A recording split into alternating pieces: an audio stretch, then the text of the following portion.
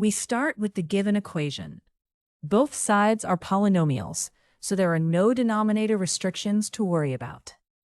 Using the binomial cube formula, the first cube expands this way. Now expand the second cube. A common mistake is to lose one of the middle terms.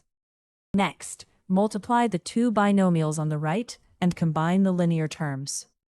Substitute all expanded forms back into the equation. Be careful here. The minus sign before the second cube changes every sign inside it. The cubic terms cancel, and the linear terms on the left also cancel. Add the same quadratic term to both sides. The quadratic terms cancel completely. Subtract 1 from both sides to isolate the variable term. Rewriting in the usual order gives the solution. Since the original equation contains only polynomial expressions,